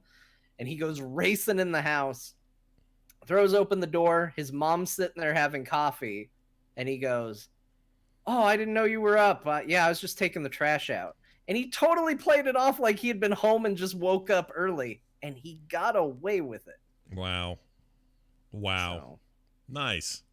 Kudos to him for that Halo. Man, you were that young when Reach came out. I think so. When did Halo come out? Not Reach. Oh, this was the original Halo. Halo. Okay. Yeah. All right. Reach was like 10 years ago. Yeah, that wouldn't have been 10 years ago. now that you say it. Okay. Yeah. Yeah, no, Halo was not 98. Halo was like 2001. 2001, yeah. Definitely not 90s. Although Halo for PC was originally announced probably in the late 90s, and then they got bought and went to Microsoft, and that was it. So yeah, I would have been 17 years old when Halo came out. Crazy. I was... Oh my gosh, Nick was born that year. That's weird. Think of that. This 19-year-old kid sitting over here eating 12 packs of Coke, and what are you eating tonight? Takis? Yeah. Those are so bad. Oh no. What's a Taki? They're just going to give you the farts. It's those it's like a little wrapped up Dorito looking things. Go look it up. It's TA. Oh, I think we have those. We call them something. They're Doritos up here, but they're twirly. Balls. Yeah, kind of. Let's see. How are they spelled? Taki or Taki, I believe. Taki snack. I don't know what to call it. Okay, here we go. No, I can't find them now. Oh, here it is. Rolled corn tortilla chips. They basically are like in little joint shaped tortilla chips, and they're super hot. Or at least I think we have them in Doritos form up here. Yeah, they're not very good for you. But I've seen Nick cram down like 100 pizza rolls in one. Oh, I mean, he's at the age where that stuff you just. Oh, it's the best. I used to put them on sandwiches. Wait, pizza rolls were on sandwiches or Takis? No, Takis. All right. Pizza rolls on sandwiches is not a bad idea either, though. Well, pizza roll is already kind of a sandwich. Yeah, but now it's a double sandwich. Yeah. Sure. I'm unable to resist a pizza roll if they're in front of me, even though they're often lava in the center, and you shouldn't eat them when they're hot. But they get a weird grain on them. I like bagel bites better. Oh, interesting. Yeah, bagel bites are better. Yeah, I do like those. Do you guys have bagel bites in Canada? We do. Oh, hey. All right then. Wow. Yeah. But you got weird flavors like ketchup flavor and. No, I've only ever had pepperoni bagel bites. Pepperoni bagel bites. All right. I have nothing funny up here when it comes to bagel bites. I would eat that. Anyway, also, John, you got into the No Man's Sky update after the big update. I also installed it, but I haven't played it yet. What do you think of the changes there? Not a lot of time on it. I had a weird controller glitch when I first turned it on. Had to reboot it, and then by the time I was all rebooted and ready to go, I kind of lost interest. It turns out I was right at the end of the story for that game. Oh. And so I just beat the game really quick. And that was my experience with it, was just beating the game. And then, or getting to the end of the narrative. There's plenty more to do and all of that. But, and then I just kind of wound up turning it off, which it didn't save. So I think means I get to pick a different ending. We'll see. Yeah. But it looks great. I haven't done too much with the changes that they've implemented, but I'm really digging it, and I'm tempted to give mouse and keyboard a try for Control, because there's been some changes with it that make me think that might be a pretty good way to control it. Probably not so much in the ship, but at least for on ground inventory. Interesting. It looks That's like all it I've done. supports clicking and dragging and stuff like that now. So I might not play with the controller. That's actually all I've done is mouse and keyboard. So I don't even know how the controller would feel. Really? Yeah. That's gross. I mean, normally for a ship-based thing, you're right. But for some reason, that was always fine on there. Like, I don't know, felt okay to use the mouse and keyboard. I think, Bo, you do that too when you're playing No Man's Sky, right? No Mansky. You use the mouse and keyboard. Oh yeah, mouse and keyboard all the way. Yeah, I don't know. It always seemed like it was well made for that, but yeah, because now you're right that you can paint terrain and stuff. Not paint, but when you're building up terrain with that terrain tool thing, you can like drag around and stuff that you didn't used to do that. That's probably a lot harder with the controller, I would think. Not impossible. Yeah, a little less precise. So I'll see. I'll see how that goes. I'm curious what you think. Because it's been a while since you jumped back into that, right? Yeah, Scott? It's been a little while. I did that last update, though. I checked it and messed around in there a bit, but I didn't. And it's not like I bounced off or got bored or anything. I just didn't go too deep. So, yeah, I'd be willing to hop in there. Well, and I downloaded it to do that. I just need to get in there and play. I forgot to talk how many hours I put into this damn what's it called? Stardew Valley again on my freaking Switch right here. Oh, you did. You got into the Stardew Valley update. It turns out that remember it was us talking about the Stardew Valley update? That was this show, right? That we did? Yeah. I got so deep into that. Like I ended up playing and I decided I wanted to do Switch because I think this might be the perfect platform for Stardew Valley because it's with you. You can sleep at any time you want to. You can just have it at the ready, quick sessions, that kind of thing. Works great for me that way. And I put a ton of time into that. So, yeah, I've been playing a lot of Stardew Valley again. And it's really good on the Switch. It's a very good version of that game there. I think it might be the reason or the version to have if you're going to have a console version. Anyway. I started over too. Lyle Schnub. I did a whole brand new build. I got a new farm going. I've mostly fished a lot for early money because you can make bank on fish. So I've been doing a lot of fishing. A thing I hate in video games normally, but I kind of like it here for some reason. I don't know. That game's weird. It gets under my skin and keeps me going. John, you're gonna have to get back into that and see what you think of it. It's cool. Yeah, I'll give it another go. Bo. That's really it. That's really all I've played. Yeah. Bo, you put Diablo 3, but I also saw you were ranking in like Heroes or something. How's that going? Tell me about I did that. I grabbed a game or two of Deathwing just to try out the new hero. Do you like him? Forgot about that. No. I mean, he's hilarious and he looks great and he's funny, but he's just a big clunk monster. He's not my jam. When you say hilarious, what do you mean? Is he quippy? Is he? Well, I mean, he's quippy. He's humongous. He's got a stupidly high health pool. The graphics are, the art and everything is just over the top when it comes to him shooting fire and flying up in the air. Like production value wise, off the charts. Best thing, coolest thing they've added in terms of a hero. But he's clunky. He's just not my jam. He moves slow. He walks around slow. There's a wind up for a lot of his stuff. That's why it's just hilarious. I'm like, they can't put the most OP thing in there and not have a drawback. And clearly where they put the drawback in is like making him slow and clunky, and it's just not for me. So I kind of hate it, to be honest with you. And it's like saying it. I mean, I love that they put it in. I think it looks cool, but I want to play Genji and Illidan. I don't want to play slow Deathwing or Death Slow, whatever. Stupid joke. Enter stupid Dumbo joke. Got him. You got him. He's too slow. He's just too. I get it. Is he also kind of he's just a gimmick, right? But he's hilarious. It's a gimmick. Like it's completely a gimmick hero, and game's got to do that. I'm not mad at it. I just like. They put Kira in right before it. Super agile, crazy, flies around everywhere. Love it. Rave, Kira, amazing. Deathwing. For people who are drawn to that kind of thing to drop down some money in it. I just don't. Now, I'm not going to guarantee that this will happen, but for a long time back when we were a Hero Show listener of Core, you will remember that Bo notoriously hates every single new hero. And then gloms on. I didn't hate Kira. I did not hate Kira. A couple weeks later, and then he's changed his Twitter picture, and then all he'll say is "break your world," and then there are heroes that I've hated since launch that I hate to this day. Probius. Okay. Probius. and Deathwing. I don't hate Deathwing because I actually think he's super cool looking, and it's hilarious. It's funny.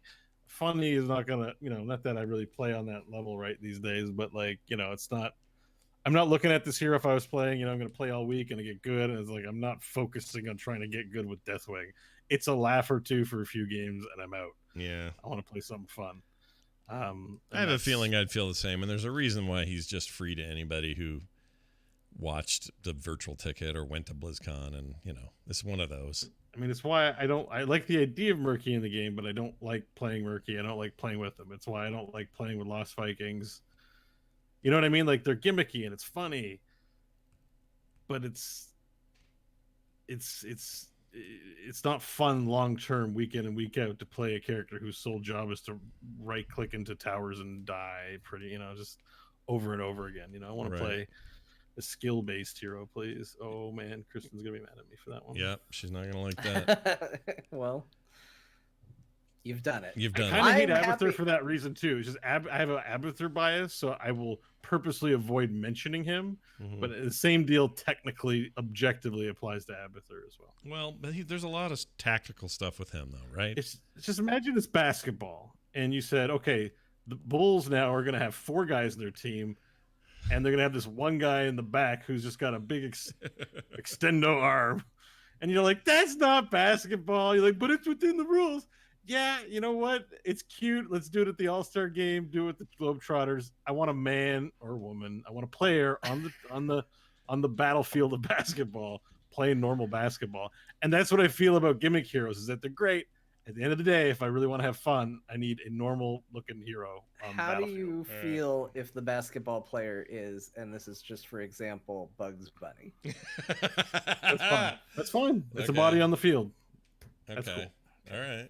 I like that movie. Is that next new one coming out still? I really like that. I loved NBA not Space NBA Jam, Jam? Space Jam. Space Jam. Space Jam's Slam. great. Yeah. Yeah. It's got Bill Murray in it, for heaven's sakes.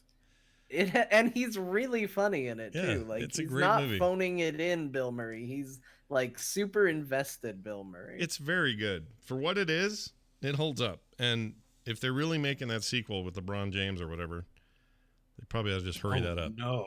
Oh, yeah, that's happening. It's being made. Oh no. That's a deal. It's okay. It might be terrible. And Isn't it be LeBron still... like a supervillain of basketball? No. I don't really follow basketball. I just hear bad things about him all the time. Oh, he's all right. He's well lately he's kind of on the wrong side of this whole China mess. But other than that, he's Yeah, but didn't he just like have a whole special about how he was leaving the team he left for to tell him to F off or something? Like, well, he had a fight with where he Cleveland played to go a little wherever he bit. plays now. I think Yeah, but I mean, we were still able to enjoy it with Michael Jordan, and didn't he have gambling problems and then pretended he was a baseball player for a while? Yeah, I yeah. mean, that's even like a plot point in that movie. But Wow, that's a deep cut. Yeah, it is a deep cut, but it happened. I mean, no, but real Michael Jordan we're cool with. well, no, but he did. No, those are all things. Like he did try to play baseball, and it didn't go great. And I think he did have like a big gambling. yeah, there not was some gambling. The thing. first one's not a villainous thing. We need No, to no, drop no, that. no. The second one, gambling, is an addiction and not a villain thing either. Sorry, but you know, I feel like LeBron is not that kind of energy at all. But I don't know it. It's just from hearing it on the outside. I just hear bad things about LeBron. He's a villain. He's the Dennis Rodman of this day. Could be completely off. Oh, that is weird. That's a weird impression. It's just Michael Jordan, whether or not in reality he's a wholesome person, Michael Jordan, like Wayne Gretzky, has a wholesome overall persona. LeBron does not strike me as a whole. Shaq has a pretty wholesome, just outward public celebrity thing. LeBron is like, did you hear what he did when he left? What is it? He left his team. Didn't he tell them to all F off or something like that? Like, LeBron is a controversial person. I do not think of LeBron as a wholesome person. There was more. I think you're probably right. Certainly in A Bugs Bunny cartoon, mind you, Bugs Bunny's not a wholesome person. He sticks dynamite up people's yahoos. You know, Yeah. They might get I mean, along. this is probably a perfect match, actually. Has he ever put a stick of dynamite up somebody's Yahoo? I'm sure he did. Well, yeah. I mean, all those Warner Brother cartoons are like the most violent things in the universe. I can't remember. If you stop and think about it, it's just like, you know, Elmer Fudd will come around with a gun and then he'll go eat his carrot, and then he'll put the carrot in, and the carrot's secretly a dynamite. The dynamite, you know, blows up. Well, his gun. yes, but I've never seen one up anyone's Yahoo, which I assume is their bum, their bottom, their anus. Yeah. Right. By the way, Warner Brothers invented trolling, as far as I can tell. There was a cartoon where Daffy Duck was in a race that Bugs Bunny was organizing for $1 million. Yeah. And Daffy, through trials and tribulation, finally made it to the end, and he got his prize, $1 million. Mm-hmm. $1 million, and it was it was a box with $1 million in it. Wow. And Daffy was furious, so he Yeah. gave up the prize to second place.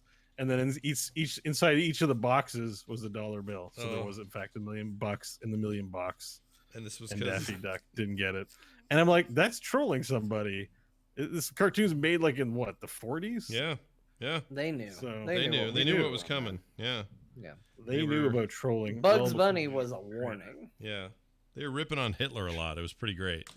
They were always doing anti-Hitler stuff. I love that. All right. Well, there's that. Now, let's drift ever so gently into Scott finding a soundboard. All right, let's do this now. That's a good question. We're going to play an email. Not an email, a call. Sorry. We're going to play a call. This is a call from a listener. And he wrote in, or called in, can't get this thing straight, and has this to say about League of Legends. This is a hot take, all right? Okay. About League of Legends in a voice I can only describe as ASMR-like. Check it out. I want to leave a fat hot take on the whole thing with League of Legends and so on and so forth. Not on the upper lip. In all honesty, I've never been interested in League of Legends at all. Props to the people that enjoy it, but to me it's just sloppy seconds of what is already a Chinese bootleg knockoff of Warcraft characters, just bedazzled up with anime for flair, because everybody likes anime. Okay, that's his... Whoa, jeez. That was an awesome call. Oh my gosh, I loved everything about that call. I love the way it sounded. I love the way it made me feel. I love what the messaging was behind it. I 100% support this call. Did I hear it right that League of Legends is sloppy seconds of World of Warcraft? Of Warcraft characters, yeah. That's what he said. Yeah. So I feel like we can't love 100% of everything in that call. I can't. Because I have to say, the casual use of sloppy seconds in an otherwise pretty normal call, like, you know, I feel like maybe you're dropping sloppy seconds in social situations that aren't warranted. Hi, are you the babysitter? Yes, I'm here to babysit. Okay. Make sure to tuck the kids in at night and don't eat any of the sloppy seconds in the fridge. Like you're not, you know, like I realize you're using it right, and this is my example using it wrong, but not a great situation when you're hiring a babysitter to maybe even just kind of say sloppy seconds. Right. And so no, that's, you know what this is like about a month and a half ago. He wasn't like F-bomb, F-bomb, F-bomb, sloppy seconds, F-bomb, because you wouldn't even notice it because this person clearly has colorful language. About 2 months ago, I was using the term raw dogging it incorrectly. Oh, we know. We've been letting you do it. Yeah. And so when I've been raw dogging it, I'm like, sure. Yeah, go for it. I get it. I know what it means. It's without a rubber. It felt really good with the thing that you did. I didn't. I didn't know what it was, so I'm whispering this because I don't want Nick to give me heat later. But I didn't know what raw dogging was. What did you think it meant? I thought it meant like going all out. I mean, in a way, I guess it is, but you like know what I mean? When you see a dog, but the dog's like real. Yeah. No, I think maybe if I had to guess when you were using it, raw dogging it meant just an extra effort, not so much wilding out. Yes. Because when you're really raw dogging it, you're probably going, pretty. You're probably wilding out, but I think you meant it in a way that was tough and difficult and challenging. I did. Not in a way that was excessively pleasurable. Yeah. And this is like when I call everything, I'll say, someone will say, okay, we're late for this thing. Grab your hooch and let's go. Now, most people think hooch means beer, booze or whatever. What I mean is your stuff. So I mean, like, bring your bag. Don't forget your... Like, if Carter's supposed to bring her iPad with her, I'll say, don't forget your hooch. And I'm talking about her bag and her iPad. So I do this a lot. And the raw dogging one is a very unfortunate. And to give humanity credit, our capacity to recognize you're using a term wrong, but intuit what you mean by the wrong thing you said and not say anything is actually quite high. Because I think people do that a lot. Oh yeah, no, I don't think I'm alone in this. Yeah. In fact, I don't think you're alone in that. There was even there's a controversy recently on TMS where both Brian and I, and it turns out my entire family, because I asked right after the podcast or the television. The podcast, yes. Thank you for the clarification. I appreciate that. Take TMS off the air, not the podcast, a TV show. Yes, exactly. Boycott Apple TVs Plus. Anyway, we brought up the concept of crocodile tears, and I had always believed, right up until about, I don't know, it was like a month ago, I'd always thought that when you said somebody was crying crocodile tears, it meant they were great big tears and they were very sad. And you see a kid who cries and he's very upset. He gets big welled up eyes full of tears, that those were crocodile tears. And I was wrong. Crocodile tears means you're faking it. It means you're not sincere in your crying. I didn't know that. Because you're a crocodile looking to eat somebody, but they need to be closer. So you're like, oh, I'm a sad crocodile. I'm a sad crocodile. Come and pet my Well, I read it. So there's even more to it. I looked it up, and it was I don't remember if it was some African tribe. Somebody somewhere thought crocodiles appeared to look like they were crying before they would eat their prey. And so they started to call that crocodile tears because there's no way they were really crying. They were just about to eat you, which is basically what you're saying. Yeah. But like, I had no idea. Like, well, I can one up that one. I mean, I don't know if it's as good, but when my grandfather, I was like 1 year old, and I used to hang out. My grandfather. Sure. He'd be like, he'd get up and he'd leave. He'd go upstairs to go to the bathroom, and I'd follow him. Yeah. And he'd look around and be like, "Don't follow me. Do you want to come hold my head?" And I thought he meant like I'd picture him being wrapped around his head, like on his shoulders while he peed. That I'd be on his shoulders with my arms wrapped around his head. Fast forward, no, he died, right? So I did this a lot as a kid. He'd say it all the time. "You want to hold my head?" And then my grandmother would be like, "Don't go, hold his head." And then, he died. I grew up, and in my 20s, I'm with my mom, and I'm going, "Holy shit, he meant hold his penis." The whole time, my grandpa used to say, "You want to come hold my head?" He meant the penis. and I was like, "Yeah, he was just, a little. Wasn't the greatest of characters." And I'm like, I used to picture me holding his head, like my arms wrapped around his bald head, just holding it back while he whizzed in the toilet. That's what I thought. Isn't that what you usually tell people if it's like your girlfriend's? This never happened to me, but if she was like super drunk and she wanted you to hold her hair or hold her head, isn't that what that is? Where she's nobody. That's who's from about throwing to up. Yeah, no one who has ever been throwing up has said "hold my head." Oh, you're right. Maybe hair, but no one's ever been like "hold my head." That's a really good point. I can't control the vomit. I just need you to hold my head. I'm just picturing someone holding John's head, and then John's like, "No, the other head," and then they're like, That is amazing. Anyways, so we all make these mistakes. Mine is not. Rest in peace, Grandpa. Mine's okay. Okay. Mine's pretty embarrassing. Okay. But the one I didn't know, I learned from what was that drawing game that was really popular on iPads? It was like Pictionary. And then like Facebook bought it, I think. Yeah, and everyone was mad because of Drawing with Friends. Is that what it was? No, it was another shorter name. Not Drawful. Drawful. No, Drawful is the thing from not Nary, but Picture. Pictionary? No, it's a like win, lose, that. draw. It was like a win, lose, or draw. No, Drawsome. That's it. Drawsome. Drawsome. Okay, yes. So I was playing Drawsome, and the word I got was baller. Okay. And I drew a picture of a guy playing basketball. Okay. Because that's what I thought baller meant. So do I. When I heard it in context of like, oh, that dude's a baller, I thought it meant like, yeah, he's cool like a basketball player. And she couldn't get it. And she goes, "What'd you draw?" I said, "I drew a basketball player." Yeah. And she says, "Why?" And I said, "Because he's a baller." And she said, "That's not what that means." They're called ballers. Yeah. I was like, But what does it mean then? Because I understand the context. If I just say to somebody, "Oh, dude, that guy's baller," I mean that he's really good. You'd have like a lot of money and style. Yeah. Well, it comes from both because ballers have a lot of money. Like in the NBA, they have a lot of money, so they pimp it. Right. So they it would just extend to someone who's not a basketball player who's also a baller because he's like a baller. Yeah, HBO has a show called Ballers with the Rock in it, and I think it's meant to show both things, like this extravagant lifestyle. Yeah. But yes, same idea though, right? Like, yeah, powerful, money. You're really good at a thing. It's also a little gangster, a little street. To go, yo, he's pretty baller, that guy. Yeah, I would have done what you did. So I don't think that I was necessarily 100% wrong, but I wasn't completely Right. Well, what else would you draw though? That's the bigger question. Because if somebody said the word is, I can't even think of one, but one where you could draw a thing that just made them say, oh, well, that's a tree. Oh, it's a tree.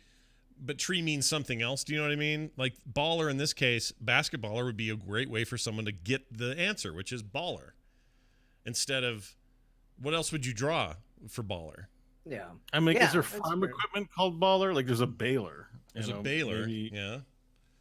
There's no baller. I guess maybe if I had drawn a bunch of money around the basketball player, it would have done the trick. That's true.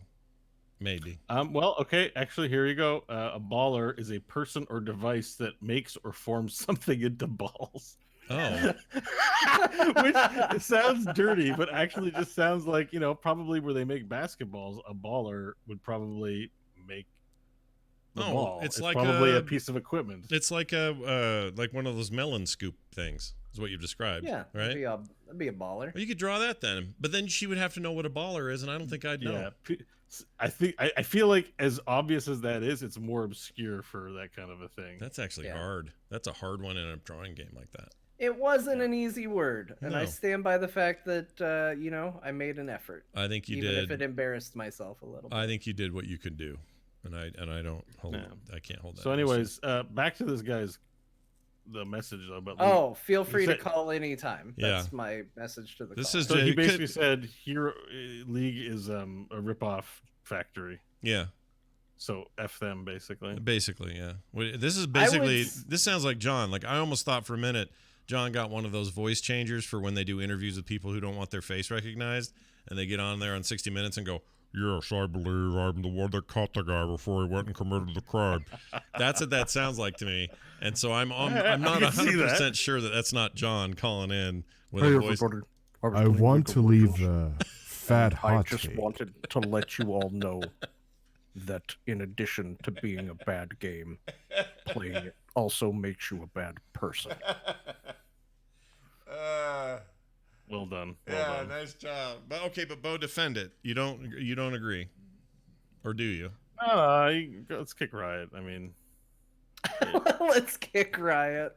Sure, why not? Yeah. I mean, it's fine. It's I fine. would say this. I think he's just calling and making a statement, and that's fine. Mm-hmm. We've made a show out of that, but I would say that saying League is the ripoff of WoW characters. I would say Dota 2 is the real ripoff of WoW characters. I mean, they're all standing on the shoulders of greatness. Warhammer has not Warhammer. Blizzard has the Warhammer influence.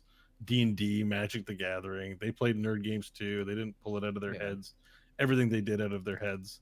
They did a lot of original stuff, but they were inspired by a lot of the stuff that was formed part of their gaming habits. So I mean, yeah, when I had to look at gods for D&D, I almost told you, Bo, I was like, my character will worship Sylvanas because that's a god in D&D. Right. That's where the name probably comes from. Actually, it's probably tied to something in the real world on top of that. Probably, so yeah. It's everything. All I know is that if something somewhere shows up with the name of Tedna, I know that doesn't exist anywhere else but our campaign, and it was ripped off from my NPC. I mean, there's already a few suspect things that happened. I took the name Edna, and to make it a male name, put a T on the top of it, and it was Tedna. It was Tedna. And it's every bit as lame as it sounds, and yet he's moved into legend and infamy.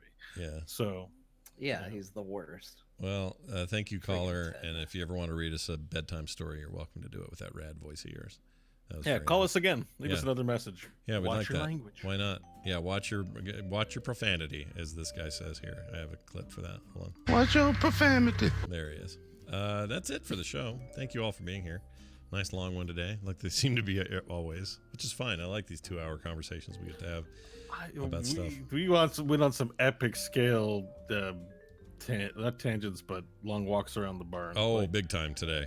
But I like think, record book, like this is some record book stuff. Yeah, I think good though. I think people are gonna.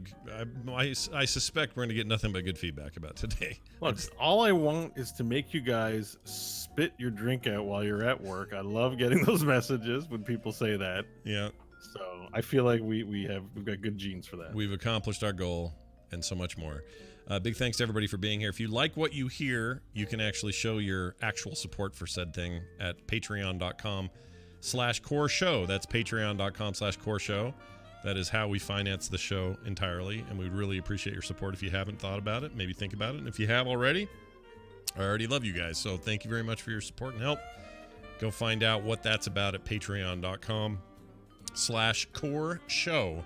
For everything else, we're at frogpants.com/core. If you want to leave a voicemail like that smooth voice dude who hates League, call 801-471-0462 and leave us a voicemail, or you can go to the website and just click on the contact link and send us an email. That'd be fine too. We are at CorePod, John_Jagger, Scott Johnson, and Bo Schwartz on Twitter. For everything else, go to frogpants.com. That's going to do it for us. For me, for Bo, for John, for all of you. We'll see you next time.